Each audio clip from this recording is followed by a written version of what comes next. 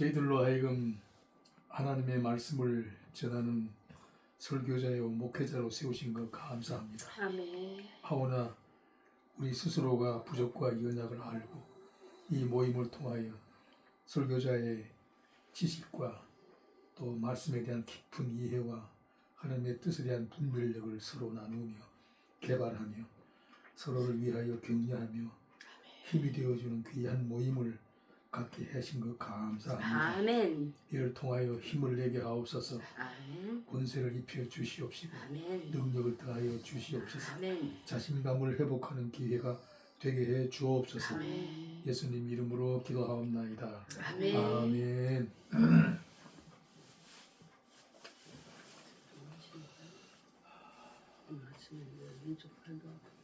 오늘 상당히 중요한 주제를 다루겠는데요. 빠진 사람들 어떻게 안 예, 아니 유튜브로 하신다고 하더라고. 유튜브로 하신다고. 불 가운데서 받은 구원 창세기 19장 23절에서 29절. 우리가 이걸 좀 알아야 돼요. 교회 생활을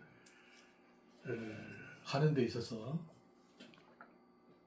구원인데 간신히 구원을 유지하고 받는 경우가 있다. 네. 참 이 구원과 함께 인생을 풍요롭게 힘있게 또 하나님의 영광을 위한 참 그 거룩한 가치로서 자신을 발산하며 힘있게 살아가야 하는데 그렇게 살지 못하고 어정쩡한 수렁에 빠진 이것도 저것도 아닌 방황과 갈등 속에 겨우 살아가는 사람들이 있거든요. 다시 말하면 구원을 얻기는 얻는데 상당히 인색한 상태에서 구원을 어떻게 하면 안 빼앗길까 하는 구원을 보다 구원답게 빛나게 하는 것보다는 아주 소극적으로 이 세상과 죄와 마귀에게 이 얻은 구원을 어떻게 하면 내가 안 뺏길까 하는 그 간신히 유지하는 이런 분들이 상당히 많아요. 여기에 대해서 우리 목회자들이 눈을 떠서 성도들로 하여금 보다 적극적인 형태로 구원과 함께 살아가는 교회 생활을 좀 설명하고 이해하도록 해야 되지 않겠나 그런 생각을 갖습니다. 나는 늘 그런 게 안타까웠어요. 목회자들도 그렇고 신학생들, 특별히 신학생들 다뤄보면 좀 그 하나님에 대하여 보다 적극적인 형태로 달려가질 않아요. 그렇죠. 이상하게 공부하는 것도 보면 공부하는 건지 안 하는 건지도 잘 모르겠고 강의 듣는 태도도 그렇지만은 이 학교 생활하는 것 그 자체가 막 그냥 맥이 빠져 있어. 느릿느릿하고 참 저 뭐에 맥 빠진 맥주 같아. 맥주병 같아. 힘 빠진 맥주주. 그렇게 뭐 나른하고 그래. 우리가 학교 다닐 때만 해도 좀 세월이 오래 갔지만은 학교를 탁 가면 일단 그 스피커로 들어오는 메시지나 그 성가나 뭐 이런 복음성가 같은 거 들으면서 들어가면 구석 마당이든 잔디밭이든 뭐 바위 밑이든 간에 두세 명이 탁탁 지어서 손잡고 기도하는 모습이 다 보였거든. 그게 굉장히 도전이 됐거든 나한테. 그렇죠. 내가 이 세상에 물들어 있다가 갑자기 지금 신학교에 입학을 했는데 지금 나는 참 까마귀 같은 인생이었잖아요. 오니까 전부 다 비둘기만 모여 있는 사회에 내가 딱 들어간 상태에서 내가 굉장한 도전을 받는 것 중에 하나가 이 사람들이 두세 명, 네세 명, 다섯 명이 둘러 앉아서 잔디밭에 앉아서 손잡고 기도하고 찬양하고 토론하고 점심시간 되면 그 동작동 뒤에 묘지 뒤에 기도 굴이 있어요. 그 점심 먹고 난 다음에 기도 물 속에 다 들어가. 아, 들어가서 막 기도하고. 적어도 내가 신학교 3년 동안은 그런 생활을 했단 말이야. 그 영적인 세계에 대하여 내가 뭐 정신없이 달려간 거야. 공부도 공부지만은. 그런데 졸업하고 난 다음에 내가 이제 몇몇 신학교에 교수라고 초등대 가잖아요. 요즘 신학교는 안 그래. 우리 학교만 해도 그 모습을 볼 수가 없어. 보니까 뭐 기도원도 지어놨던데 그거 들어가서 기도한 사람은 못 봤어 나. 어디 위에 또 그 기도원을 이렇게 곳곳에 해놨잖아요. 기도원이 있어. 예, 해놨어요. 근데 뭐 그 들어갔다 온 사람을 못 봤어. 근데 그게 나는 이렇게 생각해요. 어떤 이 학교 생활에 대한 OT가 없었어요. 그러다 보니까 내가 뭘 사용해도 되는지, 어디 가서 어떻게 이용해야 되는지 이런 거에 대해서 마구마구 하면 또 신뢰가 될지 모르니까 그거 안 그럴 수도 있겠네. 안 되더라고요. 우리 때는 얘기했어요. 가서 기도하고 그래서 싶으면 이렇게 있다고. 분위기가 분위기가 영 다르다는 걸 분위기가 느꼈어요. 달라 분위기. 왜냐하면 그 신학교는 하나님의 계시의 세계를 탐험하는 그런 그 신학적인 논제들을 가지고 지금 막 토론하고 거기에 대해서 이해를 촉구하고 신학적인 하나의 지성 체계를 세우고 동시에 경건 훈련이 따라와야 되거든요. 기도의 훈련 따라와야 되는데 그런 게 좀 부족하다. 우리가 다닐 때하고 많이 부족하다는 생각이 들어요. 그런 뜻에서 오늘 본문은 상당히 도전적인 내용입니다. 불 가운데서 받은 구원. 구원은 구원인데 간신히 받는 구원이 있다. 겨우. 겨우. 겨우. 부끄러워. 뭐 겨우 받는 구원이라도 이건 굉장한 거죠. 그렇죠. 받는 구원. 자, 턱걸이. 봅시다. 신앙생활의 궁극적인 목적은 마지막 하나님의 심판대에 어떻게 설 것인가 하는 것입니다. 굉장히 중요한 거죠. 사실은 교회 생활을 하면서 우리 관심을 둬야 할 초점은 내가 마지막 하나님의 심판대 앞에 어떤 모습으로 설 것인가. 이거 심각한 문제예요. 이런 문제점을 가지고 신앙생활을 해야 된다는 거예요. 누구에게든지 마지막 종말의 순간이 다가옵니다. 피할 수가 없지요.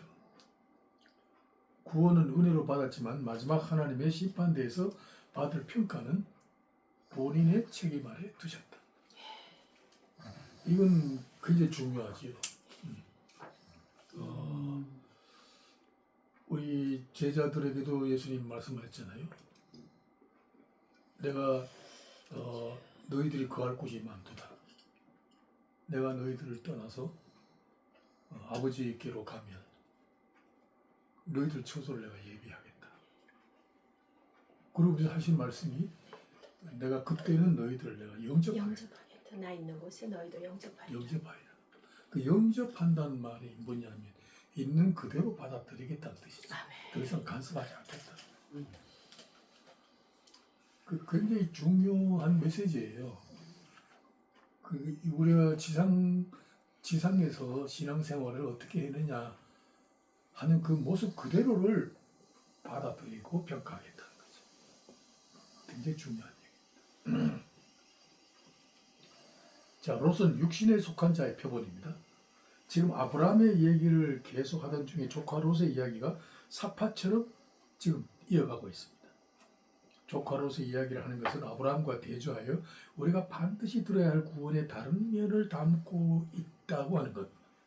이 경고의 메시지입니다. 지금 아브라함 얘기가 쭉 줄거리를 가고 있다가 중간에 갑자기 롯의 얘기가 싹 들어와요. 하나의 사파야. 끼어들어요. 그 이유가 뭐냐? 아브라함의 신앙과 대조하여 롯의 경우를 가지고 오늘 우리 교회 생활에 또 다른 구원을 소개하면서 경고하는 메시지가 있다. 롯은 아브라함과 달리 믿음의 중심이 아니라 자기 이기와 정욕에 이끄는 대로 산 자를 대변합니다. 오늘 우리가 예수를 믿되 적극적으로 하나님의 뜻에 순종하는 것보다는 믿기는 믿으면서도 자기 뜻대로 믿는 사람들이 많아요. 예. 자기 생각대로, 네. 자기 주장대로. 뭐 어깨너머로 교회상을 통해 본 것들 있잖아. 여기 이 말 듣고 저기 저 말 듣고 한 그 모든 듣고 자기 나름대로 갖고 있는 소위 신앙의 어떤 기준이 있거든요. 또 패턴이라는 게 있단 말이에요. 그거 못 버려요. 하나의 자기 나름대로 터득한 신앙의 하나의 습관이죠. 상당히 이거 경계해야 돼. 이걸 벗어버려야 되거든. 제가 목회하면서 주로 저는 개척을 했잖아요. 그래서 기성교회를 가본다고 가보는 게 상당히 센 데를 한번 갔었잖아요. 장로님들 한 30명 되는 교회. 가니까 당회를 하는데 4시간, 3시간씩 하더라. 와, 전해록 낭독하면서 서로 장로들끼리 싸우는데 막 한 1시간 걸린 것 같아. 나는 좋은 거야. 그냥 할 일이 없어. 그렇게 아주 까다로운 그런 아주 전통적인 교회의 목회를 한 4년 했지. 제가 그래서 한국 교회에 참 교회 나름대로 전통이 있다.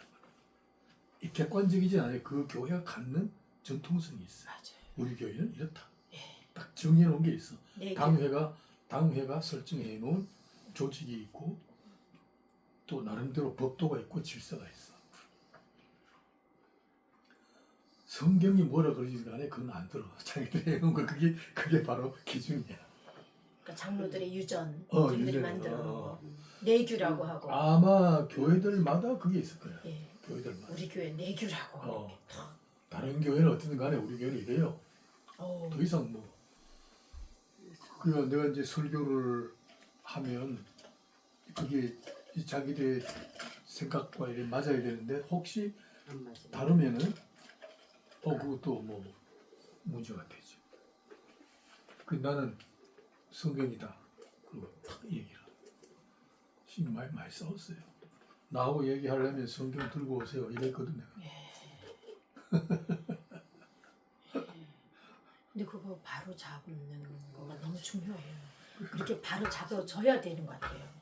그러니까 성경에 대해서 근데 그걸 완벽하게 목사들이 그걸 담대하게 바로 잡아주느냐 하면 끌려가죠. 눈치를 봐야 되기 때문에 끌려가요. 요즘 검찰이나 판사들처럼 예. 그 바로 법대로 안 하지.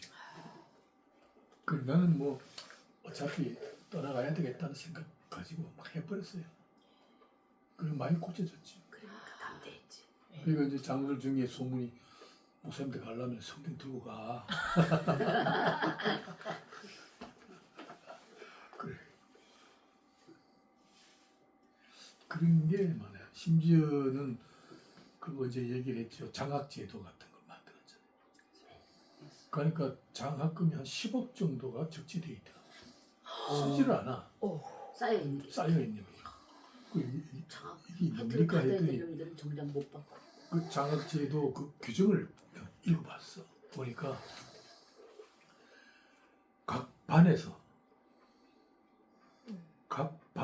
우수한 아이들. 뭐 5등 안에 든 사람, 전교 몇 등 안에 있는 사람에게 등록금 전액을 주는 거예요. 그렇게 돼 있어. 중고등학교 학생들 장학금 주는데. 근데 보니까 그게 이제 아무래도 교회 수준이 그런지 전교 몇 등 안에 드는 애들이 별로 없으니까 돈이 막 쌓여 있는 거야. 기준 충족을 못하니까. 그렇지. 기준이 들어가니까. 그래도 우리 집 아이들인데 다 잘하든 못하든. 그래서 내가 그거 이 장학제도 고쳐야 된다. 고치는 게 아니라 폐기하세요. 내가 그냥 어려운 집에서 준 그치나? 왜들 줘야지.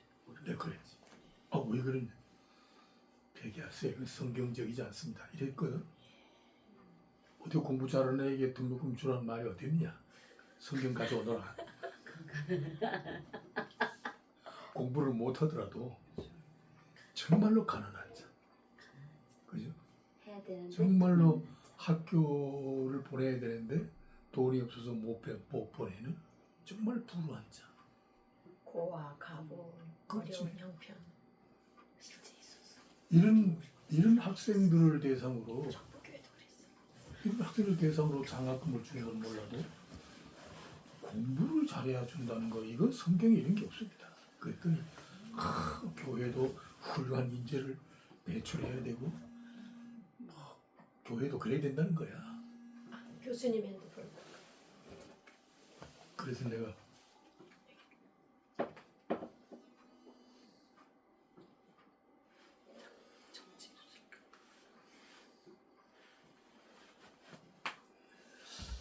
그래서 그걸 고친 적이 있어요. 왜 내가 설득력이 있으니까 10억은 다 어쨌나요? 가끔 없애고 그다음 그걸 이제 정관. 구제하는 걸로 다 돌렸지. 어쨌든 예를 들면 그렇습니다. 각 교회들마다 자기 전통이 있어서 성경이 뭐라든 간에 우리 교회는 이렇다. 고집이 세요. 안 돼요. 뭐 미안하지만 나같이 참 성경적이고 고집 센 목사가 가니까 하지 다른 목사 같으면 말 못해. 예, 그런 적이 있습니다. 그러니까 이 육신에 속한 자의 표본으로서 롯을 등장시켜놔요. 바울은 이런 얘기를 합니다. 육신에 대하여 이런 말씀을 했어요. 한번 읽겠습니다.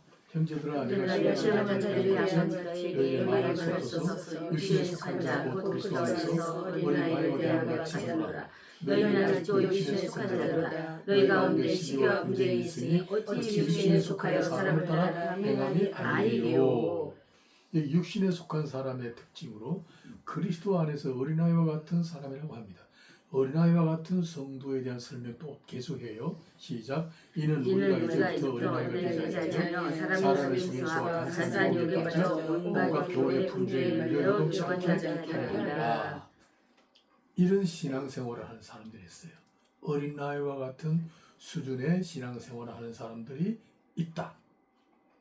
이런 사람을 육신에 속한 사람이라고 합니다. 굉장히 중요해요. 네. 우리 고린도전서 2장과 3장 넘어가는 거기에 바울이 세 종류의 인간을 말합니다. 하나는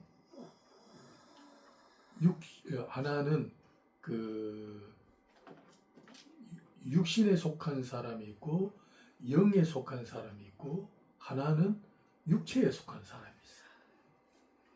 그러니까 육체에 속한 사람은 자연인들이 믿지 않는 사람들이. 그 다음에 예수를 구주로 영접하기는 했는데 육신에 속한 사람이 있어요. 아주 육신적인 생각을 가지고 믿는 사람. 또 한 사람은 진짜 영적으로 영의 인도를 따라 말씀에 순종하여 가면서 사는 사람. 세 가지 종류의 사람을 얘기합니다. 오늘 우리가 불신자가 아니고 예수를 믿으면서도 이 두 가지 종류, 영적이냐 육신적이냐, 이 두 가지 종류의 사람들이 있다. 이 두 부류의 사람이 섞여서 교회 공동체를 이루고 있다. 그래서 교회 안에는 항상 복잡합니다. 이 두 부류가 서로 충돌하고 싸웁니다. 우리 노회 가서도 목사들끼리 보면 두 부류가 있어. 아, 목사님들도 어디 가도 이건 있어요. 예. 육신에 속한 사람이 있고 예. 영에 속한 사람이 있다. 예. 그러니까 육신에 속한 사람은 신령한 것에 대해 이해가 부족하기 때문에 세상 풍조에 따라서 삽니다. 그러니까 눈에 보이는 대로 귀에 들리는 대로 감정이 이끄는 대로 합니다. 이런 미성숙한 인격을 가르쳐 심리학에서는 이제 근시안적 사람 혹은 소아병적 사람 뭐 이런 표현을 씁니다. 우리가 왜 어른인데도 생각이 소아병적인 사람이 되냐? 하나 틀리면 다 틀리다고 생각하는 사람이 있거든. 우리 어른인데도 예, 예. 사람에 따라 다 달라요. 네. 우리 주변에 보면 저 사람 하나 틀린 저 사람 한 번 틀리면 네. 그 사람이 하는 건 다 틀린 거야. 이렇게 아주 인정을 해보는 사람이 예. 있어. 한결니까. 예. 아, 이거 아주 위험천만해요. 슬퍼요. 또 하나 한 번 잘못하면 하나 낙인, 잘하면 아무리 못해도 다 잘한 걸로 보이는 거예요. 예. 낙인시켜. 다양한 이게 어린아이가 보는 시각이잖아. 그 근시안적이야. 지금 당장 눈에 보이는 거 보지 미래를 못 봐. 장차 그 사람의 가능성에 대하여 인비저닝 못해. 이, 그 미래에 대하여 뭐 이런 생각이 모자라는 사람들이 있어. 이런 게 있어. 내가 어릴 때 이것 때문에 내가 지금도 원망 좀 하고 있는데 내가 쓴 글이 하나 있어. 내가 쓴 글이. 우리가 어릴 때는 우리 동네에 우리 집은 그래도 기독교 집안이고 뭐 그 동네에 우리 동네 한 100가구 이상 사는 동네죠. 그래도 나는 중학교 그 100가구 이상 되는데 중학교 다니는 애는 두 가정밖에 없었어. 나하고 내 친구도 하나 있어. 하나는 양반이고 나는 그냥 이쪽에 기독교에. 그렇게 좀 수준이 좀 어려운 형편에 있는 사람들이었어요. 근데 내 주변에 나는 그래도 어느 정도 괜찮은 집안인데도 나를 비롯해서 주변에 내 친구들을 보면 가능성이 있어 보이는 애들이 하나도 없어. 왜 그러냐 하면 어른들이 그렇게 보는 거야. 꿈조차 못 꾸게 한 거지. 내가 듣기로는 어른들 나도 나를 보고 내 이름이 신인데 신이 야, 니 멋있다. 야, 앞으로 뭐 어떻게 했다. 뭐 이런 얘기 한 사람이 한 사람도 없어. 우리 집안에 뭐 할아버지부터 있고 할아버지 날만 보면 나몰랍시 뭐 입술에 보면 안다고 이 새끼는 미래가 없다. 어째 그런 말을. 할아버지한테 제가 신방 가고 싶어요. 나 그런 얘기 들었어. 격려해줘. 그러니까 우리 주변의 친구들 보면 전부 다 미래가 없다, 장래가 없다. 그리고 일어나자마자 듣는 건 욕밖에 없어. 아유 저런 걸 낳았냐지. 이 새끼는 누가 안 데려가. 왜 그랬나 몰라요. 몰라 우리 동네는 참 다 그랬어. 엄마들이 옛날엔 욕도 잘하지. 그래서 내가 글을 쓴 적에 있어. 우리 때는 뭐 비전이니 장래니 뭐 꿈이니 뭐 이런 거 들어본 적이 없어요. 누구도 나뿐만 아니라. 그러니 뭐 거기서 뭐가 나오겠어요. 그러니까 이제 반항심만 생기는 거예요. 나는 그래서 어릴 때부터 난 철학자야. 난 초등학생 때부터 밤나무 위에 올라가서 혼자 이렇게 누워서 구름 바라보면서 저 구름 위에 뭐가 있을까? 사람 왜 죽는가? 난 초등학교 때부터 난 철학을 했다니까. 아 그게 철학이군요. 저는 콩나무에도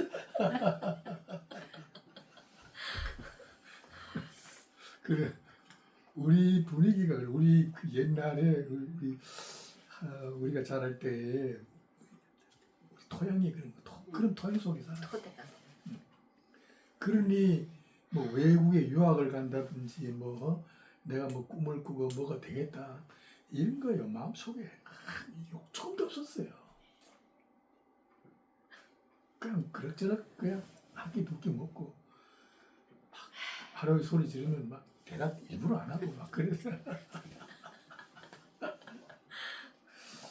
그게 이제 근시안적이고 소아병적인 생각을 가진 어른들 때문에. 좁은 마음. 그렇죠. 좁아진 마음. 그리고 좀 하나 잘못하면 그냥 전부 다 막 뭉개버려. 뭐 이런 게 우리 교회 안에서는 이런 게 안 됩니다. 근데 바울 사도를 얘기해요. 교회 안에 이런 시각을 가진 사람들이 있다. 어린아이와 같은 소아병적인 신앙생활을 하는 사람이 있다. 이 사람을 육신에 속한 사람이다. 이렇게 얘기하는 거죠. 롯은 인간의 특성인 이기와 정욕에 이끌려 소돔성으로 들어갔습니다. 롯은 그냥 느낌이 이끄는 대로, 눈에 보이는 대로, 이 감정이 이끄는 대로 간 거야. 소돔과 고모라 성이 그의 눈에는 여호와의 동산 같고 애굽 땅과 같이 비옥하고 번창하는 것으로 보였다. 영적으로는 어린아이와 같이 분별력이 없었던 것이다. 그게 위험하다는 생각을 안 가진 거야. 그냥 그렇게 따라. 자, 두 번째. 롯은 죄악의 도성에 물든 세속적인 성도를 대표합니다. 롯은 죄악의 도성에서 고통당하고 있는 의인이었다. 이거 굉장히 중요해요. 아주 이거 참 그 영혼의 상처. 이거 알게 모르게 다 갖고 있다는 거야. 예. 성경은 이걸 얘기하는 거예요. 예. 자, 봅시다. 하나님의 백성으로서 의인이 지금 음란의 도성에서 생활하고 있습니다. 나름대로 롯은 의인이야. 마음속으로 하나님을 경외하고 있어. 그럼에도 삶의 환경은 음란의 도성이라는 문화에 탁 빠져 있는 거야. 이런 사람 많아요 지금. 자, 롯이 어떻게 구원을 받았는가 하는 것은 하나님의 구원 경륜에 있어서 은혜의 다른 면을 설명하고 있다. 우리가 이게 중요해요. 그래도 하나님의 구원 경륜에 있어서 롯은 그저 하나님이 베푸시는 은혜의 다른 면을 설명하고 있는 대변자다. 야, 소돔과 고모라 성의 멸망에 대한 하나님의 계획을 이렇게 진술하고 있습니다. 베드로후서 2장 6절에서 8절 한번 읽겠습니다. 소돔과 고모라 성을 멸망하기로 정하여 제가 되게 하사 후세에 경건하지 않은 자들에게 본을 삼으셨으며 무법한 자들의 음란한 행실로 말미암아 고통당하는 롯을 건지셨으니 이는 의인이 그들 중에 거하여 날마다 저 불법한 행실을 보고 들음으로 그 의로운 심령이 상함이라. 여기 보세요. 무법한 자들의 음란한 행실로 말미암아 고통당하는 의로운 롯을 건지셨다. 그래도 롯이 의롭대요. 하나님이 건지셨다는 거예요. 그리고 그 의인이 그들 중에 거하여 날마다 불법한 행실을 보고 들음으로써 그 의인의 심령이 상함이라. 하나님이 이걸 봤다는 거예요. 이야, 이거 우리가 놓쳐서는 안 돼요. 교회 안에 이런 상한 심령을 가진 사람들이 상당히 많아요. 네. 네. 지금 타락한 문화와 그 인습 속에 살고 있으면서도 교회는 나와. 교회 생활을 해. 또 교회 생활을 하면서 하나님의 뜻보다는 자기 생각이 이끄는 대로 주장하면서 살아가는 세속적인 예. 사람들이 많아. 예. 그것을 우리는 어린아이와 같은 신앙인 혹은 육신에 속한 사람 이렇게 표현해요. 그런데 그 사람의 심령성은 언제나 상해 있다는 거예요. 우리 그걸 헤아릴 수 있어야 돼. 심령이 상하다. 의인이 음란한 도성에 살고 있는 동안 그의 심령은 죄의 상처로 고통받고 있었다는 것이다.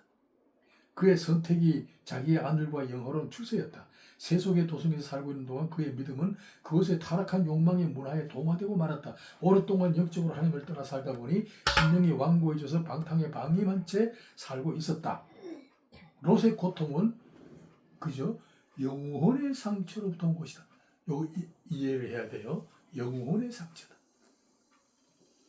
그는 영혼의 문제를 최우선시하는 선택의 문제에서 실패하고 있었다. 그는 일찍부터 아브라함에게서 하나님 중심의 믿음을 배우고 은혜의 법을 갖추고 있었어야 했는데 의인의 신분이었지만 의인의 길을 가지 않았던 세속적인 사람이었다. 신분은 의인인데 그저 가는 거는 세속적으로 기울어져 있어. 그러니까 이 신분과 수준에 대해서 이해를 해야 돼. 이런 상처를 갖고 신앙생활 하는 분들이 많아요. 제가 목회하다 보면 제가 얘기를 했죠. 이 설교를 하다 보면요. 표정 보면 알아. 표정 보면. 되게 괴로워하는 사람들 있잖아요. 아주 있지. 찬양하는데 막 인상 쓰면서 하는 사람이 있어. 그것도 찬양하기 이상을 쓰지. 괴로우니까. 그러니까. 영원히 괴로우니까. 지난 일주일 동안 괴로운 뭐가 있었지. 그러니까 이제 타락한 문화에 그 이제 인이 박힌 사람. 그러면서도 이제 교회에 나오는 거예요. 그러면 그 사람이 찬양을 하면 찬양이 즐겁지 않는 거예요. 막 상처를 주는 거예요. 가슴을 찌르는 거예요. 성령께서 싹 찌르는 거죠. 그러니까 이제 고통을 호소하는 거예요. 그리고 그 고통을 호소할 뿐 또 나가면 그 인이 박혀 있으니까 하나 인슬이니까 또 그런 그 데서 이제 자연적으로 그쪽으로 또 이끌리는 거예요. 또 거기서 그 이게 사람. 굉장히 참 이런 상처를 가지고 교회 생활하는 사람들이 있다는 거 유념해야 됩니다. 자, 구원에는 두 영역이 있습니다. 첫째, 구원은 전적으로 하나님이 일으켜 주셔야 하는 생명의 문제다. 이게 이제 주권이라는 거예요. 은혜의 주권. 믿음은 그리스도의 복음을 들을 때 일어나는데 죽은 자에게는 이를 못 들으니까 믿음이 일어나지 않습니다. 살아있는 자가 듣고 믿게 됩니다. 살아있는 생명의 문제는 전적으로 하나님의 주권입니다. 믿음은 살아있는 자에게 주시는 은혜의 선물입니다. 그러니까 이 구원의 은혜를 내가 소유한다는 것은 하나님이 선물로 주실 때에 가능한 것이지, 이 생명의 문제는 하나님의 주권에 속한 것이 내가 갖고 싶다고 되는 것도 아니고 내가 믿고 싶다고 또 믿어지는 것도 아닙니다. 내가 뭐 믿고 싶지 않다고 해서 안 믿을 것도 아니고 전적으로 하나님의 주권에 의해서 예수 그리스도를 영접합니다. 자, 두 번째는 구원의 시작이 아버지께서 이끌어 주신 결과였다면 구원 이후에 진행되는 과정은 당사자에게 맡겨져 있다. 상당히 중요합니다. 신분도 믿음으로 살아가는 의인입니다. 스스로 하나님의 뜻을 따라갈 영적인 눈과 귀를 가지고 있습니다. 이것은 영적인 감각을 가지고 하나님의 뜻을 내가 듣고 이를 분별하고 따라가도록 성령과 말씀이 그와 동행하고 역사합니다. 또 믿음이 나로 하여금 하나님을 향하도록 내 발걸음을 재촉합니다. 그리고 은혜의 수단인 교회의 한 구성원으로 지체로 존재합니다. 교회 가면 하나님의 은혜의 관계 속에서 내가 성도라는 신분에 대한 자각 현상을 일으킵니다. 아, 내가 지난날 뭐 잘못했구나. 지난날 생각하면 지금 하나님 앞에 예배드리는 것마저도 참 부끄럽구나. 참 면목이 없구나. 이걸 회개하는 거죠. 그렇게 해서 신앙생활을 하면서 다시 또 세속의 인습에 깔려가는 사람. 이런 그 육신에 속한 사람들이 있습니다. 자, 성도의 교제가 있고 하나님 말씀이 있고 기도가 있고 또 사역이 있는 이 은혜의 수단인 교회가 허락되어 있습니다. 이제 스스로 영의 분별력을 키워서 영생의 길을 가는 자가 된 겁니다. 삶의 시작이 생명이고 복입니다. 이미 하나님은 하나님에 대하여 영적인 감각을 살려놨기 때문에 이미 생명입니다. 생명이라는 거 정말로 굉장히 중요해요. 생명으로부터 시작하는 겁니다. 예수를 믿는다는 건 뭐냐면 영적인 생명적 감각을 가지고 출발하는 거예요. 이 생명은 죽었던 자가 살아나는 상태이기 때문에 이 생명은 죽지 않습니다. 영으로 살아난 자의 이 영적 생명을 가진 자는 그 감각 자체가 하나님을 향하여 있습니다. 적극적인 형태로 안 가기 때문에 문제인 거지 영이 죽은 상태는 아닙니다. 상당히 중요해요. 그래서 영적인 감각을 가진 이 생명적 존재가 관계를 맺고 또 은혜의 수단인 교회에서 봉사활동을 하고 거기서 이제 기도와 말씀이라는 그 하늘나라의 그 지식을 쌓고 또 하나님과 사귀고 하는 이 여러 가지 형태의 수단들을 통하여 천국을 형성해 가는 것이죠. 굉장히 중요합니다. 이제는 생명을 가졌기 때문에 뒤돌아볼 겨를이 없어요. 생명을 가졌으면 그 생명이 지향하는 목표를 향하여 적극적으로 달려가야 돼요. 그게 뭐냐? 구원을 받았냐 안 받았냐 문제가 아니라 이제는 구원으로부터 시작하였기 때문에 구원 이후의 목적지 천국에 들어갈 때에 내 상급이 무엇인가에 대하여 그죠? 이 살아있는 날 동안 적극적으로 이 믿음의 행진을 해야 됩니다. 선한 싸움을 싸우고 믿음의 경주를 달려가고 그렇게 해서 이제 1등을 해야 되겠죠. 그런데 구원을 받았는데 약속의 땅으로 가지 않고 구원 받았으면서도 맨날 옛날 놀던 곳으로 그리워서 네. 자꾸 돌아가고자 하는 사람들이 있거든요. 이게 바로 광야 생활이죠. 출애굽을 했는데도 예. 그죠? 홍해까지 갈라서 도착한 곳이 광야이면 광야 생활을 통하여 약속의 땅으로 향하여 가야 되는데 가라고 만나도 주고 뭐 메추라기도 주고 지도자도 허락하시고 뭐 이렇게 다 했는데도 이 사람들은 다시 되돌아가려고 한다. 이런 그 세속적이고 육신적인 생활을 가진 사람들이 많다. 사실은 생명으로부터 시작되었으면 이제는 생명이 살아있는 감각이기 때문에 영적으로 하나님 나라를 목표로 해서 적극적으로 어떻게 내가 약속의 축복을 받아낼 것인가. 이 구원이 문제가 아니라 구원 이후에 어떻게 하면 하나님께서 약속하신 축복을 나와 내 가정에, 내 자손에게, 우리 교회 안에 이루어낼까 하는 그 축복의 약속을 두고 싸워야 돼. 어떻게 누릴 것인가? 어떻게 나의 것으로 향유할 것인가? 나의 것으로 차지할 것인가? 뭐 이런 주제를 놓고 믿음 생활을 해야 되겠죠. 그러나 이제 생명이 없는 자들은 아예 이런 생각을 갖지 못하죠. 이제 죽어 있는 상태에서는 뭐 하나님 나라에 대한 꿈이나 미래에 대한 축복의 언약이나 뭐 붙들 자크가 없어요. 붙들 무엇이 없다고. 그게 허망한 거죠. 그냥. 우리가 출발이 생명이라는 거 굉장히 중요합니다. 시작이 생명이고 시작이 구원이라는 것은 내 인생 자체가 살아있다는 거예요. 아멘. 미래의 하나님의 약속인 하늘나라를 붙들고 사는 거예요.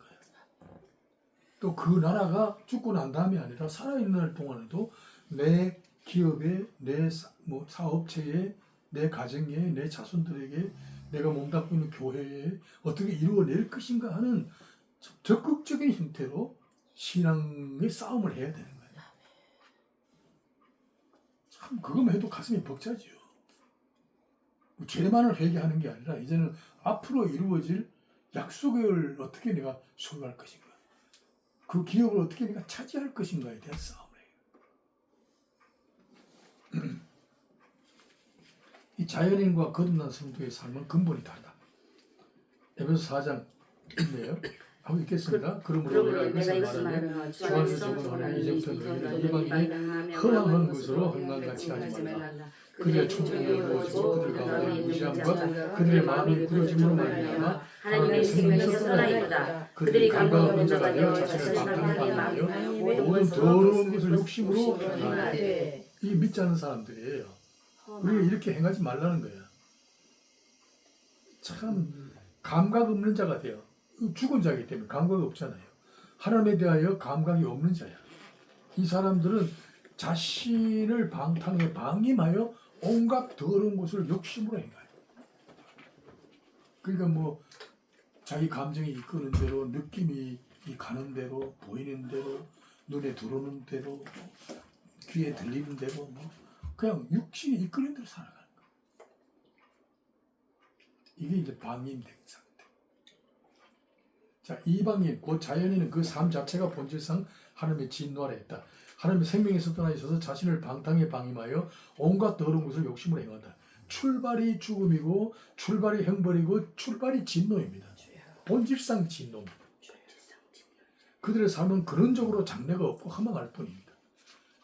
우리가 이걸 분명히 알아야 돼. 자연인들의 현상은 근원적으로 장래가 없어요. 허망하다. 뭐 붙들 게 없어요. 뭐 미래에 대한 꿈이 없단 말이에요. 꿈 그려봐야 일평생 40년 혹은 90년 살 동안에 어떻게 재벌을 얻을 것인가, 돈이나 없고. 출세할 것인가, 내 자식을 어떻게 키울 것인가, 뭐 내가 누릴 뭐 물질적인 축복이 뭔가, 뭐 향락이 무엇인가, 외국 여행을 한번 해보고 싶다, 뭐 그런 정도. 있지 기껏해야 요런 거, 요런 거. 그래 해봐야 기껏해야 70년, 80년이야. 이미 뭐 돈 버느라고 세월 한 50년 보냈지. 그죠? 애들 장가 다 보내고 나면 50살 되잖아. 장가 다 보내고 나면 끝이 아니라 걔들 뒷받침도 끝까지 해야 돼. 맞아. 삐약삐약 손주들 나오면 또 봐줘. 벌어놓은 거 가지고 내 지방대로 못 써. 근데 해외 여행을 가고 싶은데 그 꿈이지. 가는 거지. 기껏해야 뭐 그 꿈이지. 허망합니다. 허망. 미래가 없는데 오늘을 쏟아부을 가치나 의미가 없다. 여기 설교할 때 이런 걸 좀 강조하셔야 돼요. 미래가 없는데, 그죠? 미래에 붙들 약속이 없는데 오늘에 쏟아부을 가치나 의미가 없다. 오늘 나를 열정적으로 불태우면서 살아가야 할 의미나 가치 자체가 없다. 참 이거 열정적으로 불태우고 싶어도 가족 있어가지고 그때는 진짜 답답하. 이 무한대의 절망에 갇혀 한평생 그럭저럭 살 뿐이다. 허망이란 뭐예요? 아무것도 없는 상태. 이 뭐 불교 쪽으로 가봐요. 허망한 상태를 이루는 거야. 허무지. 허무. 아버지 공으로 왔다가 공으로 가는 거야. 공수라 불교. 그 공을 만들려고 그렇게 애를 쓰는 거야. 아무것 있는 것까지도 왜 그걸 비우려고 그래? 있는 걸 다 비우면 아무것도 없잖아. 그죠? 네. 무의 상태. 허무. 생각조차도 없애버리려고 그렇게 좌선을 하잖아요. 근데 보면 나중에 빼다가면 남잖아. 야, 그 사람들 참 왜 그런 짓 하는지 몰라. 그림자와 같이 허상이고 허비하고 낭비하는 인생이다. 이 믿지 않는 사람들의 상태를 성경이 이렇게 얘기하는 거예요. 괜찮아. 생각해 보면 참 허망하잖아요. 우리가 전도할 때 이런 걸 이제 설명을 해야 돼요. 쭉 따져보고. 더 이상 할 얘기 없고 죽는다는 거 인정하죠. 그죠? 누구나 다 죽는 겁니다. 그 죽음이라는 두려움과 공포의 그 순간을 맞이해야 됩니다. 내가 죽음으로 가는 게 아니라 죽음이 나를 향하여 섬뜩섬뜩 걸어오고 있습니다. 내가 막을 길이 없습니다. 이거는 뭐 부정할 수 없잖아요. 이건 인생의 본질에만 그야말로 실존이잖아요. 실존이죠. 이런 상황 속에서 돈만 벌고 여행이나 하고 그게 무슨 소용이 있겠어요. 해봐야 찰나의 순간이지. 그래, 우리 내 친구 목사 아주 똑똑한 친구 똑똑하죠. 속초에 가서 그 슈퍼 하는 목사 있잖아. 슈퍼마켓?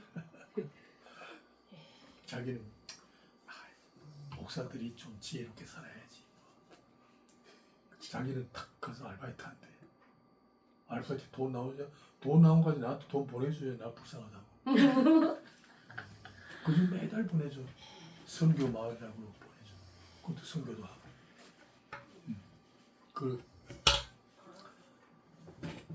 그 속초니까 여행객들이 많이 오잖아. 그래 아침 일찍 간대 6시부터 12시까지 근무해. 아침에 가면은 골프 치러 오면 영감들 말이야. 70 되는 영감들이 골프채 들고 대여섬에 온대. 와가지고 막 라면도 뭐 사 먹고 뭘 사고 뭐 음료수도 사고. 그래서 자기부터 그리 묻는데 아, 영감은 여기 뭐예요? 아니 슈퍼 알바트예요. 뭐 이런 거 하고 있어. 버는 돈 가지고 좀 놀지. 아이 뭐 놀 거 뭐 했어요. 실컷 놀았어요. 그러니까 아니 인생을 뭐 그래 그 숨겨놓은 애인이 있어 없어 이러더래. 뭐 애인이 뭐 필요 없어요. 집에 마누라 있어요. 예쁜 마누라 있어요. 이러더래. 아이고 지루해. 그거 가지고 어떻게 살아. 하나 있어야 돼. 그러면서 킥킥 울고 뭐 자기 병신 취급하고 가버리더래. 세상에 그래. 은퇴하고 난 다음에 돈 좀 있다고 골프채 메고 속에서 와가지고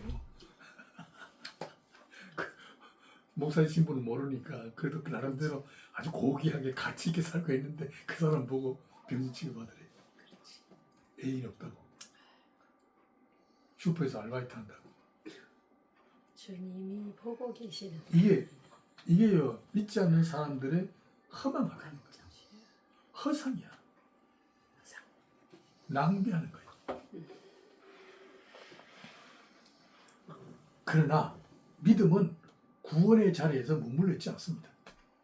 영원한 하나님의 나라에서 받을 상급을 앞에 둔 자로서 하나님께서 허락하신 사명과 직분에 충성을 다하는 가치와 보람으로 살아갑니다. 살아서 해야 할 사명이 있어요. 굉장히 중요합니다. 아멘. 살아서 해야 할 사명이 있고 죽어서 도착할 영원한 하늘나라가 기다리고 있어요. 이것보다 더 중요한 거 없지요. 참 가슴 벅찬 인생을 살아가는 겁니다. 구원. 참 제가 이런 얘기해줘. 구원과 함께 살아가는 인생. 하나님이 우리 보고 인생을 비틀비틀거리지 말고 인생을 그렇게 인색하게 창백하게 살지 말고 좀 힘있게 살라고 구원까지도 주셨는데 왜 그래 비실비실하게 살아?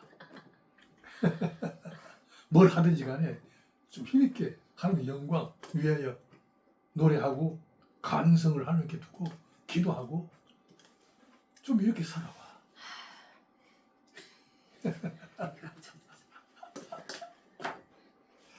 빼고 있어. 찬양만 해도 힘나. 데모데후서 4장. 그러나 너는 모든 일에 신중하여 고난을 받으며 전도자의 일을 하며 내 직무를 다하라. 너는 선한 싸움을 싸우고 달려갈 마치고 짐을 지켰으니 이제 후로는 나를 위하여 의의 멸관이 이겼으므로 주곧 의로우신 재판장이 그날에 내게 주실 것이며 내게만 아니라 주의 나타나심을 사모하는 모든 자에게도다. 엄청난 도전이잖아. 아멘. 내게뿐만 아니라 주의 나타나심을 사모하는 모든 자에게 그날의 상급, 그날의 면류관이 예비되었은지.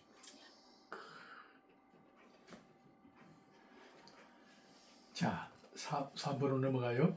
롯은 여전히 하나님의 은혜를 입고 있는 거룩한 백성이다. 자, 우리의 신앙을 독려하시는 하나님의 방법 두 가지. 첫째는 말씀에서 장차받을 의와 생명의 면류관을 상급으로 거신다. 야, 나는요 이거 있으면서 참 하나님이 참 이래 해주셔서 고맙다 싶대. 맨 처음에는 아이고 다 알아요. 다 아는데 뭐 이거까지 해요. 창피하게. 나 이런 생각했거든. 그런 게 아니라 미련스럽더라고. 내가 미천하다는 걸 알았어. 다 아는 게 아니야. 미천해. 내가 괜히 허세 부린 거야. 아는 척 한 거야. 사실은 미련하고 어리석고 미천해. 그래서 하나님은 그저 말씀에서 장차 받을 생명의 면류관을 상급으로 거시고 신앙을 독려하신다. 우리 어린아이들, 유치원 애들, 중고등학교, 우리 초등학교 애들 네 이번에 몇 점 받아오면 뭘 줄게? 상급을 거잖아. 하나님도 우리 보고 그렇게 하시는 거야 지금. 우리를 아주 유치원생처럼 취급하시는 거야. 안 그러면 안 되는 거야. 하늘의 상급을 거시고 신앙을 독려하시는 거예요. 면류관, 의와 생명의 면류관, 하늘의 상급. 그 다음 두 번째는 우리의 현실에서 만나는 환란을 통하여 우리 어리석고 미련한 지성을 깨쳐서 영의 눈을 뜨게 하신다. 자, 두 가지 방법이요. 하나는 상급을 걸고 우리를 독려하시고, 하나는 현실에서 만나는 환란을 통하여, 그죠? 고난을 통하여 영의 눈을 뜨게 해요. 이 세상이 전부가 아니다. 하나님이 계신다. 나한테 대하여 눈을 뜨게 해요. 이게 오늘 우리들이 갖고 있는 특권입니다. 믿지 않은 사람에게는 이게 안 통해요. 오늘 예수 믿는 사람에게는 이 두 가지 방법이 통해요. 그래서 우리 하늘나라가 가까워오는 거예요. 그리고 살아야 할 보람을 느끼는 거예요. 그 삶의 가치와 의미를 더딥혀 가는 거예요. 주의 영광으로 더듬기 위하여 환란을 허락하신다. 아, 참 놀랍죠. 영광을 덧입기.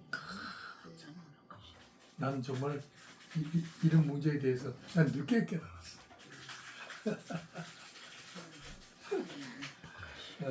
참. 오늘 우리들은요, 영으로 좀 세밀하고 영적 감각으로 좀 깊어지면 시편에 그 있잖아, 그죠? 우리의 도움이 어디서 올고, 그죠? 그 눈을 들어 산을 보라 그랬잖아. 우리의 도움을 어디서 올고 천지를 지으신 여호와에게서 오다. 나는 그 말씀이요, 그렇게 깊이 있는 말씀이죠. 영으로 깊어지면 다른 사람이 못 보는 거를 내가 봐. 뭘 봐? 산을 보라. 그냥 산이 아니야. 얘 보면 저기 산이지. 산이 아니야. 저 산을 보면서 창조주 하나님을 보는 거야. 하나님이 저것을 만드셨다. 수만 보는 게 아니고 창조주 하나님의 지혜와 능력과 신성을 보는 거야. 그 안에 창조주 하나님과 내가 인격적으로 만나는 하나의 도구가 되는 거야. 산을 보니까. 그렇다면 하나님이 나를 만드시니까 내 인생을 계획하십니다. 그렇다고 해서 내가 직장에 쫓겨났다고 해서 절망할 일이 아니다. 나를 계획하시니까, 그죠? 아, 내 인생의 미래를 다른 방향으로 바라보게 하시는 거야. 이야, 내가 괜히 이 직장에서 허송세월을 했구나. 하나님이 나를 이 직장으로부터, 그죠? 사직하게 하셔서 저 산을 바라보라. 창조주 하나님이 또 다른 인생을 계획해 놓으시고 나로 하여금 그 영의 눈을 뜨게 하셨다. 아직도 내 인생이 청청한데 이런 생각을 갖게 한단 말이야. 야, 그래 생각해 보니까 길이 많아.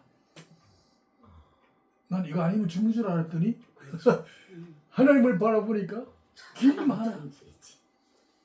그래서 내가 신학교 간 거야.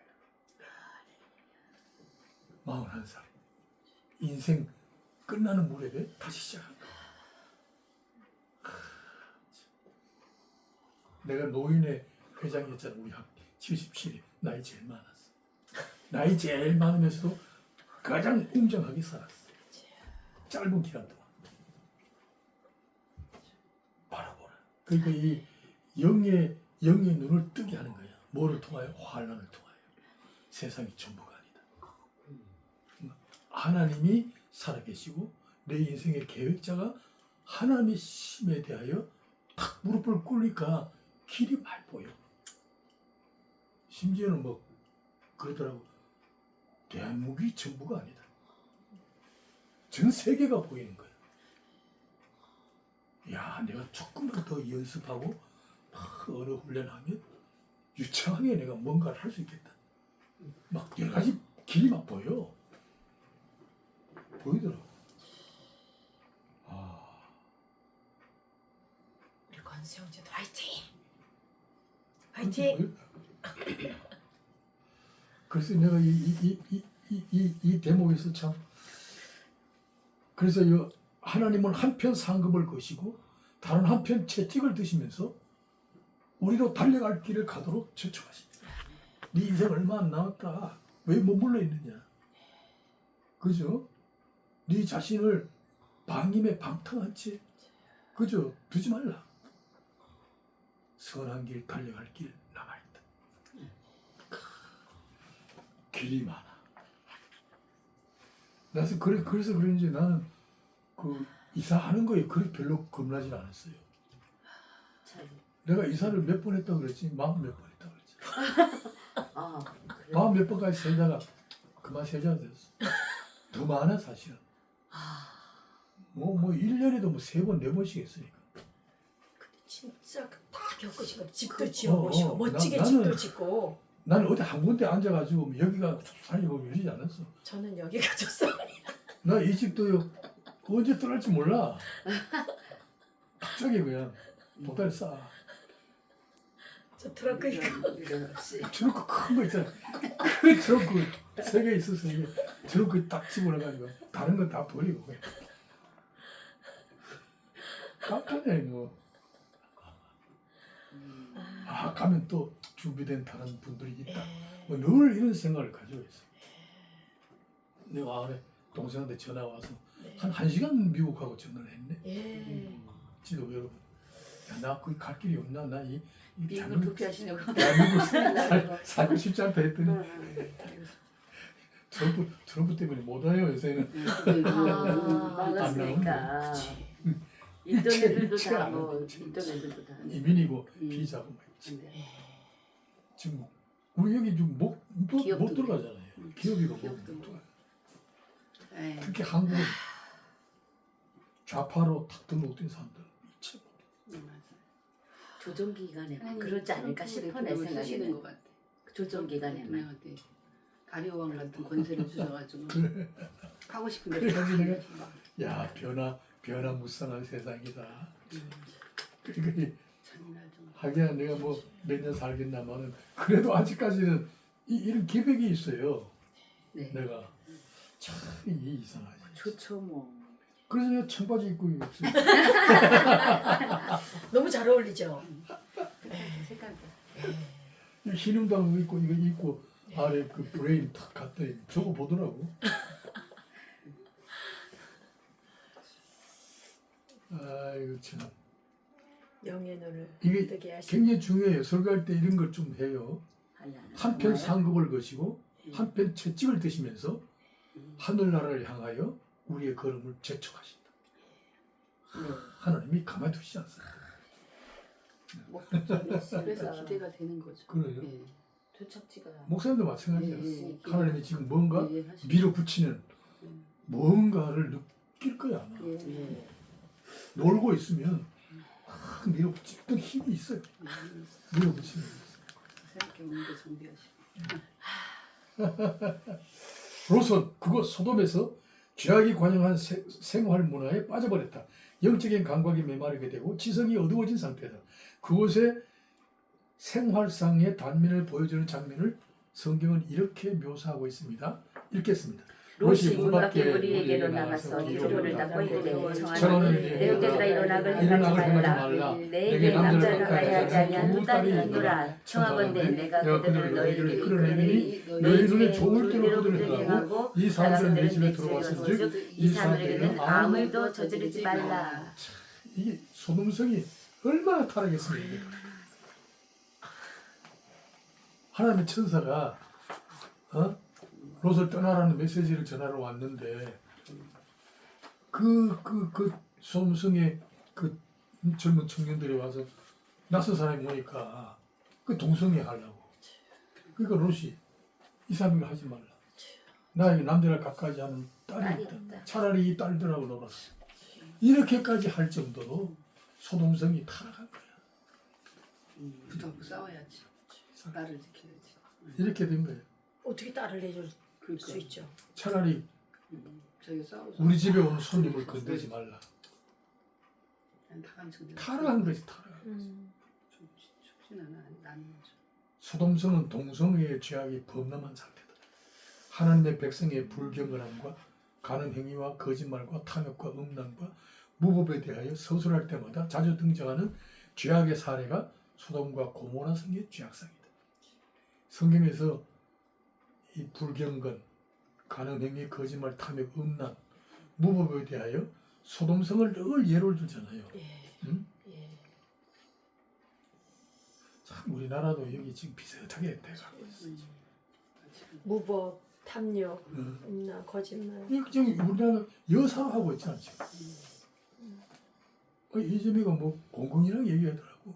동성애 지금 축제해가지고 축제해가지고 공공이랑 얘기. 그 그럼 내가 반대쯤 문제다. 참, 준비되지 않은 큰 문제, 큰 문제. 근데도 문제는 교회들이 잠잠한 거예요. 아니 그것도 우리가 얘기 괜찮아. 이렇겠지. 자, 그럼에도 불구하고 롯은 여전히 하나님의 은혜를 입고 있는 의인이었다. 성경은 이걸 강조하는 거예요 지금. 이름에도 불구하고 여전히 은혜를 입고 있는 의인이었다. 멸망해야 할 도성에 그를 건져내셔야 할 이유가 하나님께 있었다. 그를 구원하시기 위하여 아브라함의 애절한 기도가 있었고 천사들의 간곡한 설득이 있었다. 자, 하나님의 관심은 롯과 그의 가족들이었다. 롯을 구원하기 위하여 하나님께서 취하실 조치는 더 이상 없는 상황이다. 남은 과제는 롯과 그의 가족들의 몫이다. 하나님께서 하실 수 있는 걸 다 한 거예요. 예. 근데도 아직 그게 머물러 있는 거예요. 떠날 생각을 안 하고. 불의한 중에 받은 구원의 은혜. 한번 읽겠습니다. 롯이 지체하매 그 그 사람들이 롯의 손과 손과 그 그 안에 안의 손과 손과 두 딸의 그들 손잡아 손을 잡은도하여 생박해 생박해 보니 보니 여호와께서 여호와께서 그에게 그에게 자질을 자를 더하시니라. 더하시니라. 롯이 지체하매. 이 말, 오늘 이 말을 들어야 할 우리 교회 성도들이 많습니다. 맞아. 롯이 지체하매. 이제 그 세속의 인습을 끊어라. 못 버리는 거지. 근데 그걸 못 떠나는 거예요. 끊는 게 얼마나 어려워. 끊어야 되겠네. 그 자꾸 지체하는 거예요. 그는 멸망의 도시를 떠나기를 지체하고 있었다. 그만큼 하나님의 경고의 말씀에 불구하고 세상의 쾌락과 향락과 재물에 취해 있었다. 신부는 하나님의 백성인데 세속화된 의인이었다. 오늘 이런 성도들이 많다. 우리 교회 안에 많다. 적을까요, 많을까요? 많아요. 많아요. 저도 그렇게 그러니까요. 롯은 영적 불구자의 삶을 산 자다. 그의 말로가 역사상 가장 비극적인 화학을 낳고 말다. 소돔과 고모라의 성을 심판할 때 하나님의 사자들이 그 성을 떠날 것을 공고했지만 떠나기를 지체하며 미련을 피우고 있었다. 그의 전 재산이 거기에 있었기 때문이다. 결국 아내는 불타는 성을 뒤돌아보다가 소금 기둥이 되는 비참한 운명을 맞고 말았다. 사위들은 하나님의 심판을 롬으로 여기다가 그 성과 함께 멸망해 버렸다. 설마설마하다 이렇게 된 거지. 설마. 롯은 겨우 두 딸과 함께 산으로 피하야 했지만은 술에 취한 나머지 두 딸을 통하여 불의한 아들들을 낳고 만다. 역사상 이스라엘을 괴롭히는 모압과 암몬 족속의 시조들이 되었다. 롯은 하나님의 은혜의 배례를 불타는 소돔성을 빠져나와 목숨을 구하게 되었다. 롯은 불의한 중에서 불타는 심판으로부터 구출되는 하나님의 은혜를 경험하게 된다. 구원의 다른 면을 보여주는 은혜의 경륜이다. 불 가운데서 받은 구원이다. 저 신약에 이 말씀이 또 있어요. 지금부터 메시지야. 지금부터 공부해야 돼요. 자, 신약에서 불 가운데서 받은 구원에 대한 바울 사도의 진술이 롯의 구원을 설명하고 있다. 읽겠습니다. 만일 누구든지 금이나 보석이나 나무나 풀이나 집으로 이 터 위에 세우면 각각 공력이 나타날 터인데 그날의 공력을 밝히리니 이는 불로 나타내고 그 불이 각 사람의 공력이 어떠한 것을 시험할 것이니라. 만일 누구든지 그 위에 세운 공력이 그대로 있으면 상을 받고 누구든지 공력이 불타면 해를 받으리니 그러나 자기는 구원을 받되 불 가운데서 얻은 것 같으리라. 구원을 얻긴 얻어요. 근데 불 가운데 얻은 것 같으리라. 구원을 시작으로 각각 어떻게 그 위에 믿음의 집을 세울 것인가를 조심하라고 권하는 내용들입니다. 구원은 천국으로 출발하는 시작점입니다. 구원 이후에 진행되는 과정은 천국의 상급과 관련되어 있는 믿음의 여정이다. 성도들이 이걸 모르는 것 같아. 그렇죠? 모르지. 구원을 받았기 때문에 교회 온 거잖아요. 교회 왔으면 뭐 이 구원 받았다는 증거야. 네. 그럼 교회 생활의 목표가 어디 있어? 주들을 향하여. 천국을 향하여 출발했다는 거 아니야. 예. 그러면 교회 생활은 뭐예요? 도착지. 하늘. 그래서 천국에서 하나님 심판대 앞에 내가 어떻게 설 것인가? 그 문제를 심각하게 생각해야 되잖아. 그 목표를 향하여 믿음의 경주를 달려가야 되잖아. 선한 싸움을 싸우고. 참. 자, 일생을 열심을 다하여 수고하고 헌신하고 섬겼는데 마지막 나에게 돌아오는 상급이 없다면 허무한 공역이 되고 만다. 그렇죠? 집을 지을 때 은이나 금이나 보석으로 짓는 것과 풀과 나무와 지프로 짓는 것을 비교하여 우리의 신앙생활에서 일어날 수 있는 실패를 경고하고 있다. 굉장히 중요해요. 은과 금과 보석은 뭐예요? 비싸다는 뜻이 아니야. 불에 타지 않는 데 특징이 있어요. 풀이나 나무나 지프는 불에 타는 재료이기 때문에 이거 위험한 거죠. 신앙의 집을 짓 때 기초가 뭐냐? 그 중요하지. 그 중에서 가장 중요한 기초공사입니다. 기초공사의 재질이 무엇이냐에 따라 그 위에 세워질 재료도 정해지는 법이다. 집을 지을 때 기초에서 사용된 재질과 동일한 재질로 세워져야 합니다. 이게 밑에 바닥이 세멘트면 그 기둥도 세멘트 철골을 넣고 올라가야지. 그렇지? 바닥이 나무인데 그 위에다가 뭐 불타버리면 안 되잖아요. 바닥에 불타버리면 그 위에 세워진 거 아무리 든든하게 세워도 허물어지지. 신앙의 틀을 잘 닦을 때 우리의 삶의 진리와 함께 튼튼해집니다. 신앙생활의 기초를 어디에 둘 것인가? 터에 대한 판단이 핵심적인 과제다. 우리가 이거 목사님들 설교할 때 이걸 핵심을 잡아야 돼. 터에 대한 싸움을 하게 해야 돼. 터에 대한 싸움. 근데 요즘 보면 설교나 신앙생활 패턴을 보면 이 기초석, 터에 대한 싸움을 안 하고 뭘 하냐? 얼마나 많은 사업을 할 것인가? 봉사를 할 것인가? 얼마나 많은 열매를 맺을 것인가? 그죠? 얼마나 많이 하나님이 기뻐하시는 사업을 할 것인가? 그래서 신앙을 사업적으로 자꾸 유도해요. 신앙을 사업화한다.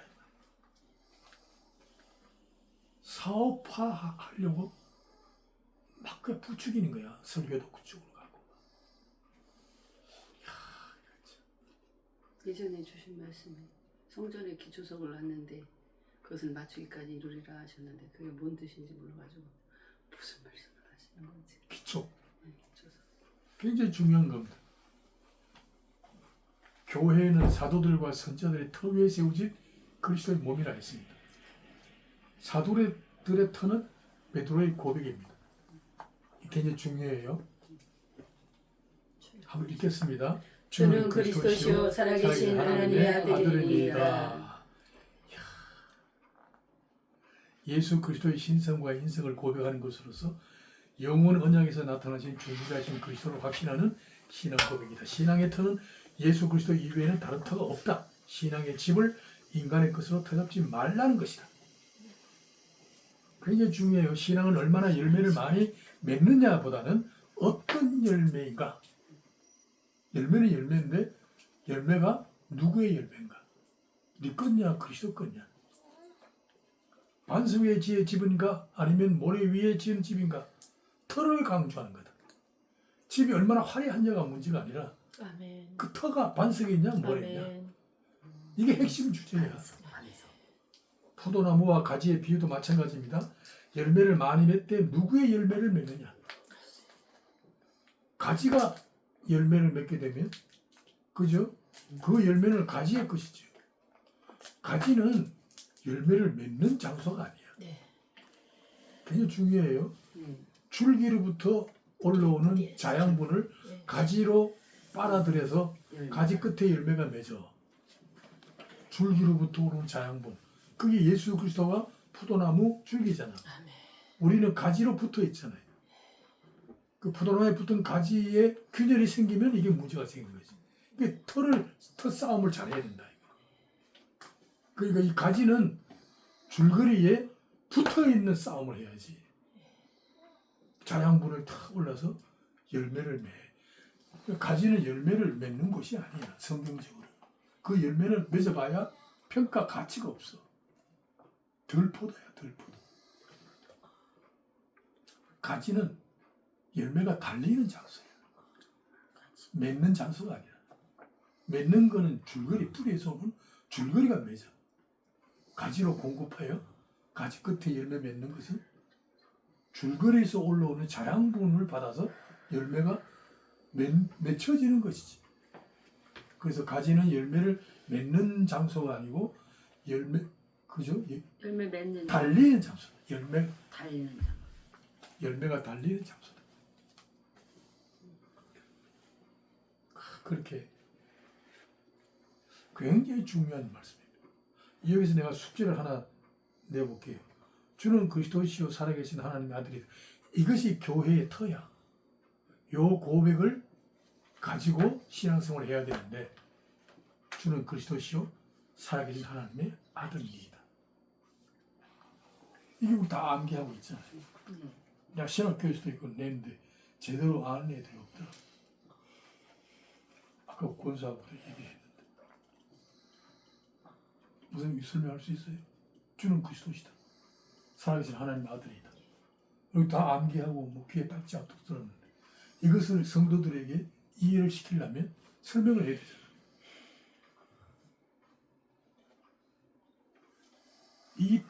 이 터가 아니면 다 가잖아.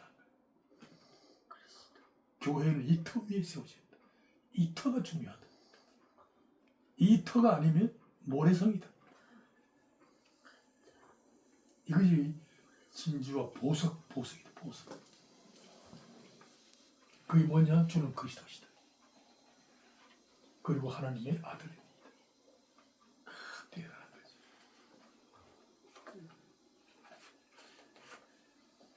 뭐 아는 것 같지만 설명하려면 또 답답하죠. 답답해요. 왕이요. 제사장이요. 살아계신 하나님의 아들. 살아계신 하나님의 아들. 주제. 창조주 주제. 주권 이게 주제. 이게 뭐냐면 이 교회가 이 터에서 빗나간 경우가 굉장히 많아요. 왜냐하면 이 교회의 터에 주는 그리스도시요 살아계신 하나님의 아들이라는 이 신앙 고백에 대한 이해를 안 못하는 거예요. 그 신학적인 배경 지식이 없는 거예요. 암기는 하는데, 그죠? 그 암기는 하는데 대충 그리스도다. 세 가지 직분을 한 몸에 지니셨다. 선지자, 제사장, 왕이라는 세 가지 직분을 한 몸에 지니신 분이다. 요 정도는 알고 있지. 근데 그게 뭐냐 이거야. 그 정도는 다 올 수지. 이걸 설명을 해야 될까? 교회는 바로 세 가지 직분을 한 몸에 지니신 그리스도가 터다. 그렇다면 교회도 이 세 가지 직분의, 그죠? 직분의 사역을 내용으로 해야 된다. 그거잖아. 다른 거 하지 말고. 세 가지 직분은 뭐예요? 선지자, 제사장, 왕이잖아. 여러분 신정국가 이스라엘은 하나님이 통치권자잖아. 왕이잖아. 하나님 백성을 다스리는 데 있어서, 그죠? 하나님께서 세우신 하나님의 통치권의 대리자가 있어요. 대리자들. 그게 뭐냐면 왕이 있어야 되고 제사장이 있어야 되고 선지자가 있어야 되잖아. 선지자는 하나님의 말씀을 전달하는 자고, 제사장은 인간의 문제를 하나님께 가져가는 거. 소위 기도지, 기도. 기도, 봉사, 기도, 희생. 그 다음에 왕은 칠이잖아. 소위 행정권이잖아. 그렇지. 오늘날로 말하면 상권 분립이잖아.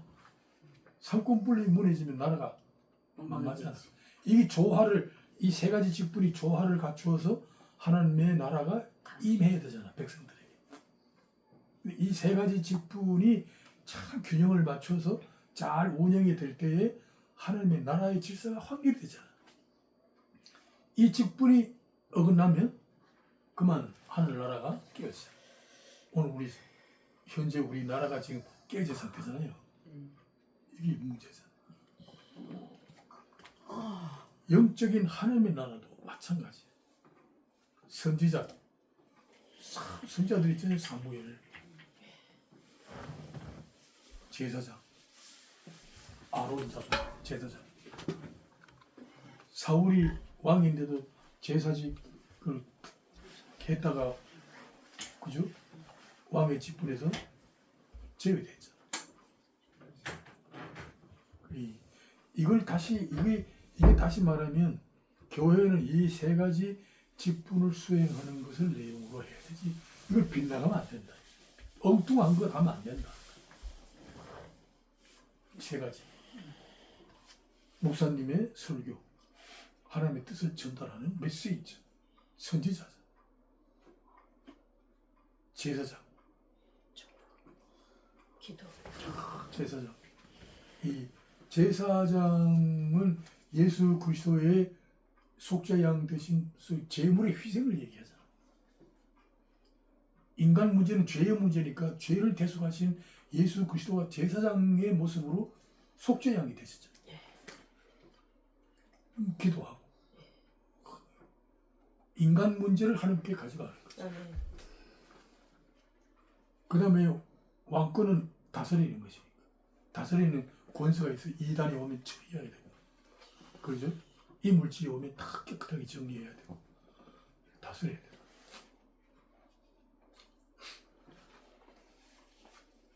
이런 사실은 교회는 이 세 가지 직분만 잘하면 돼요. 다른 거 없어요. 그래서 이제 종교 개혁은 뭐요? 만인 제사장주의잖아. 이 따로따로가 아니라 모든 성도들은 다 제사장이다. 모든 성도들은 다 선지자다. 복음 전도자다. 그죠? 이걸 주장하는 거 아니에요. 우리는 다 함께 선지자고 다 함께 제사장이다.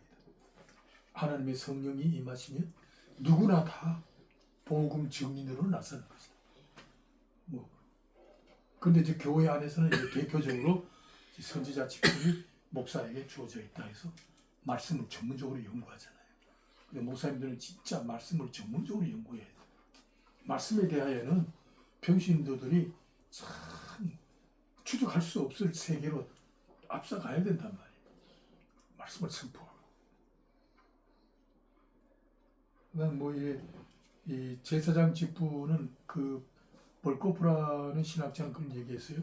그래서 교회에는 이 목사님이 선지자의 사명을 대변하는 직분자고, 집사들은 헌신과 봉사, 희생, 헌금, 구제, 섬김 이런 활동을 하는 직분으로서 이건 십자가를 상징하는 피 흘리는 희생적 직분이다. 그래서 집사라는 게 있다. 장로는 뭐냐? 치리하는 것이다. 이단 사설을 치리하고 잘못된 교리를 정리하고 또 교인들을 돌보고 양육하고 그건 이제 당회가 하는 것이다. 이렇게 분리를 했어요. 벌코프라는 신학자가 그렇게 말씀하면 이거는 성경적이지는 않아요. 그 신학자의 하나의 아이디어인데 일리가 있는 것 같아. 그 다음에 중요한 것은 살아계신 하나님의 아들이잖아요. 여기에 상당히 중요한 신학적인 포인트가 있어요. 이 고백이 있어야 돼, 교회에. 그 당시에 사람들은 예수님을 보고 나를 누구라 했더냐 물으니까 전부 다 얘기가 엘리야입니다. 선지자 중에 한 사람이다. 이래 했단 말이야. 네네. 근데 베드로가 일어나서 아닙니다. 살아계신 하나님의 아들이에요. 여기에 지금 예. 감복하시다고. 예. 이를 알게 하시는 예. 아버지시다. 예. 하나님을 본 거잖아요. 어. 예. 그러면서 이제 교회 터로 열쇠를 주겠다. 이 터 위에. 예. 그리고 교회는 예수를 그리스도로 고백함과 동시에 하나님의 아들로 고백하는 그런 공통적인 신앙 고백을 가진 자들이 모여야 돼. 근데 보세요. 그게 무슨 뜻인 거 아니? 겉으로 보기에는 사람인데 하는 행위는 하나님같이 행하니까 사람들 눈에는 하나님으로 안 보이고 사람은 사람인데 하나님이 어떻게 성령을 막 부어주셔서 하나님과 비슷한 어떤 존재가 되게 하셨다. 이래가지고 나온 게 삼위일체의 아리우스라는 사람이죠. 아다나시우스 아리우스 니케아 회의에서 이 삼위일체 교리에 상당한 문제가 생기는 거예요. 이런 학설들이 그 위에 굉장히 많았어요. 그러니까 예수를 피조물로 보는 거예요. 하나님으로 안 보는 거예요. 리처리라는 신학자는 예수의 대속의 역사보다는 예수께서 오셔서 무엇을 행하느냐 불우한 이웃들 고아와 가부를 돌보는 이런 행위 자선을 베풀고 참 불우한 자들에게 벗이 되어주고 외로운 자들에게 희망을 주고 하는 이런 소위 사회구원 이런 돌보 이런 섬김 사랑의 실천 자꾸 이쪽으로 가는 거예요. 이게 바로 교회가 해야 할 사명이다. 이쪽으로 가는 거야. 왜 그래요? 살아계신 하나님의 아들로 안 보기 때문에 그래요. 안 보면 이쪽으로 간대요. 신학이 전부 다 교회는 이래야 된다 그러고 뭐 도덕이나 윤리나 그 다음에 사회구원이나 불우한 이웃 돕기나 뭐 외로운 자들에게 소망을 주거나 뭐 이런 가난한 자에게 뭐 이런 행위를 교회의 본질로 삼아버리는 거예요. 이런 위험이 있다. 살아계신 하나님의 아들로 봐야만이 뭐가 봐요? 대속의 역사, 속죄야. 우리의 죄를 대속하신 하나님 자신을 보는 거예요. 하나님이 인간의 육체를 입고 오셨다. 이 사실에 항복해야 되는 거예요. 그 사실을 인정해야 되는 거예요. 피조물이 아니다. 하나님이 육체를 입고 우리 곁에 오셔서 우리가 감당할 수 없는 죄를 대속하시기 위하여 율법의 완성이신 십자가에 오르셨다. 그야말로 예수 그리스도가 하나님이신데 인간의 몸을 입고 오셨다. 그 자체가 뭐냐? 우리의 죄를 대속하시기 위한 하나님의 은혜의 수단이다. 은혜의 배려다. 살아계신 하나님의 아들이다 한 말은 뭐냐면 우리의 입장에서는 대속하신 하나님의 은혜다. 그래서 교회는 십자가의 은혜가 바탕이 되어야 된다. 그것이 교회 성립의 존재의 어디 가치가 되어야 되고 교회 성립의 정당성이 되어야 되고 그것이 교회의 핵심이 되어야 된다. 소위 말하면 십자가의 대속의 은혜가 바탕이어야 된다. 그 뜻이야. 굉장히 중요한 얘기죠. 근데 오늘날 교회는 뭐예요? 그래 사람이 왕노릇하지. 그래, 사람이 주인 노릇하게 되니까 뭐가 와? 십자가의 은혜의 자리에 인간의 도덕성이 들어와. 인간의 휴머니즘이 들어온단 말이야. 이웃을 돕고 섬기고 헌신하고 봉사하고 뭐 밥 퍼주고 뭐 자꾸 이런 거 하잖아. 뭐 균형 잡힌 뭐 가정 뭐 부부 생활 뭐 교회가 뭐 이상한 것만 아니더라 요새는. 그죠? 이 정부가 해야 될 걸 교회가 그 대신하는 거야. 사회 운동하는 거 이런 거, 복지 같은 거 이런 거. 너무 그쪽으로 가버렸어요. 그러면 안 된다. 그건 교회 터가 아니다. 오늘 이 주는 그리스도시요 살아계신 하나님 아들이라 하는 이 고백의 터가 깊은 의미가 있다는 거예요. 뭐 많은 신학자들이 지금 엉뚱한 데로 가버렸다. 지금 교회의 터가 더 이상 십자가의 은혜가 아니고 그 은혜의 자리에 인간적인 휴머니즘이 탁 차지해버렸어. 그걸 또 자랑으로 삼아. 이 교회가 타락하는 거지. 이렇게 됐어. 십자가의 은혜가 바탕이 되어야 되고 뿌리가 되어야 되고 은혜의 줄기가 뻗고 거기에 가지가 뻗어나야 돼요. 그래야 교회가 하나님의 나라의 정체성, 하나님의 나라의 줄거리, 하나님의 나라가 임하는 우리 신령한 은사, 신성, 능력, 성화.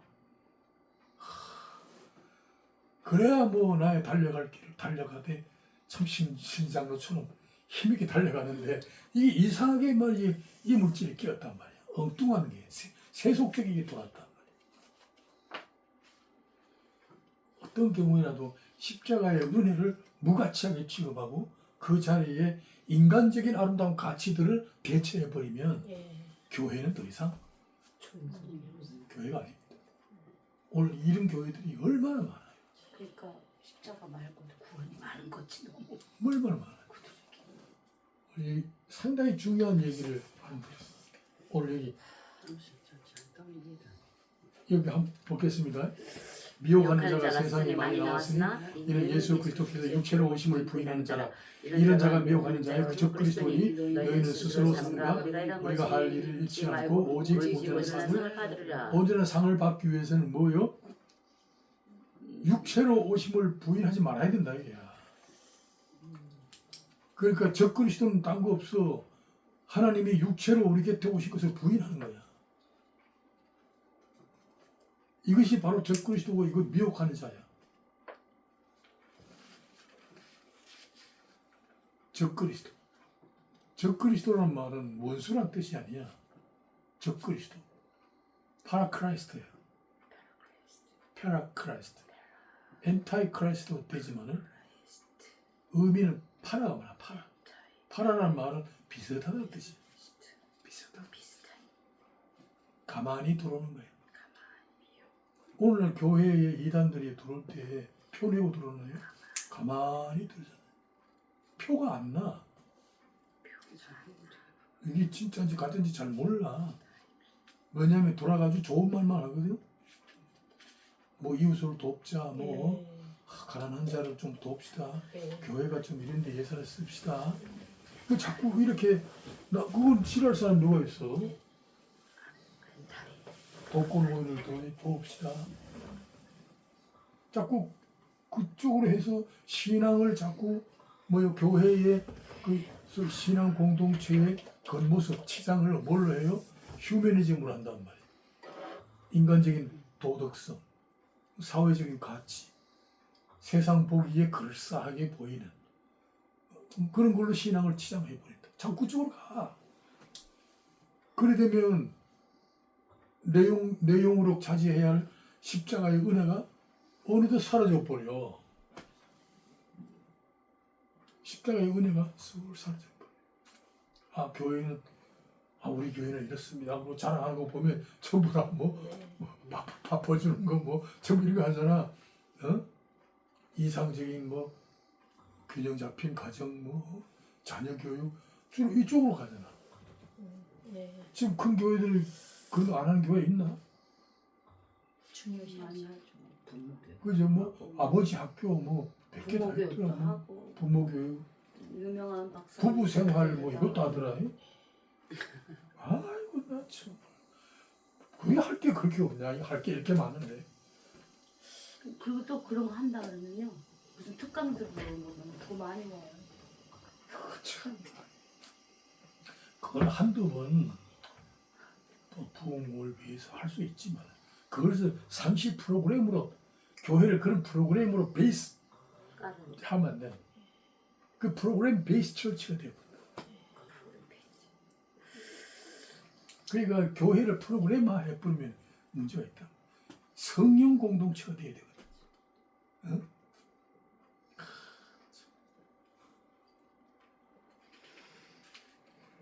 여러분 열심을 내어 헌신하는데 마지막 날에 하나님께서 인정하지 않으신다면 그동안 소중한 시간과 물질을 결국 누구를 위해 희생하였는가?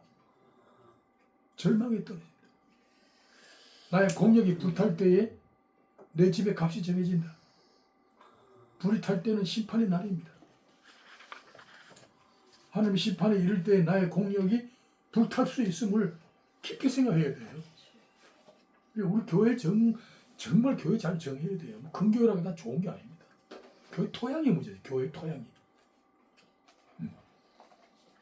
우리 임목사님 교회 토양이 좋아요. 아멘. 좋기를 바랍니다. 목사님께서 이렇게 십자가의 은혜로 진짜요. 지금 분별이 조금 돼요. 십자가의 은혜가 아니면 그 교회 존립의 정당성을 설명할 수가 없어요. 아멘. 어떤 경우에도 십자가의 은혜를 측면으로 돌리면 안 돼. 그게 중심이 돼요. 아멘.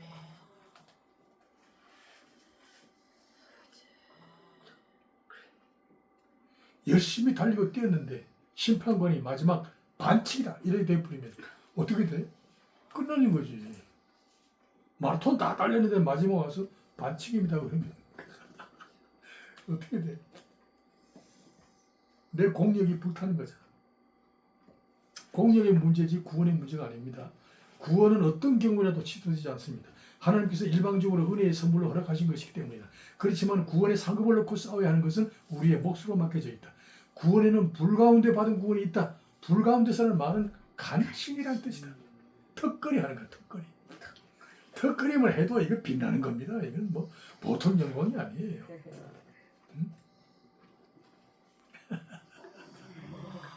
불가. 그렇잖아요.